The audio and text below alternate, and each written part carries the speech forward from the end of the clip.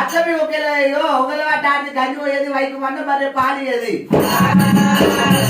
పట్టేది ముచ్చబెడి ముచ్చడ మటుకు కానీ ఏం లేదు. అరే అమ్మ గంగాదేవి వెళ్ళాలని చూసిన కానీ మూడేళ్ళ వ్యవసాయం ఎట్లుంటది?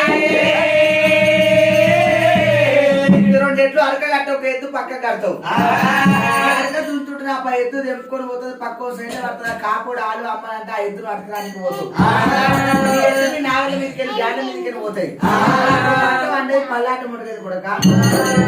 అయినా ఒకవేళ అమ్మ గంగాదేవి నువ్వు కాదన్నా లేదన్నా నేను పిల్ల జాడకి వెళ్ళిపోతున్నా మల్లయ్య నువ్వు ఈ రూపంతో పోయినందు నీ తప్పు దాన్ని తప్పు లేదు నోటి చెట్టాన దెబ్బ కొట్టి దెబ్బ వెళ్తా కూడా అమ్మా నేను కాదన్నరాను లేదన్నారానమ్మా సరే అనుకోని దేవరాలి మల్లయ్య మళ్ళీ ఒకసారి పోతే మళ్ళీ అట్నే అంటుంది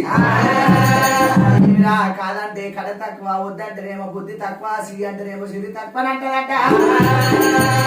ఒకసారి అమ్మవారు వేడక ఎల్లమ్మ పుట్ట పుట్టలేదు మూడు ఒక మాత జవరాత్రి ఇల్లాలు జవదేక సుందర జవరాత్రి పూజగా బయలుదేరుతుంది ఎల్లమ్మ.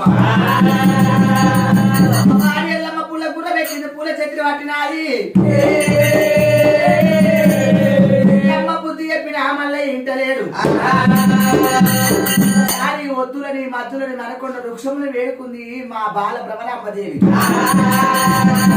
మళ్ళీ ఒక చెట్టు కొడితే రెండు కుడుతున్నాయి, రెండు నరుకుతే మూడు కుడుతున్నాయి. కాదిన స్వామి పందుకొక్క అవతారం ఎత్తి భూమిలో పోయింది ఏళ్ళు కొరికినా కానీ ఆ చెట్లు అడ్డం జరుగుతలేవు. అయ్యో భక్తులారా ఎగిరిపోమని చెప్పిండు. ఒద్ది చెక్క మట్టి చెక్క ఒక్క దగ్గర రాసిండు ముక్కుల కాసగాటి పెట్టుకొని పెడల మంట దొమ్మిండు. అగ్గి గోత్రం కూడింది అడిగిపోతూ అడ్డ పెడుతుండు మల్లయ్యా.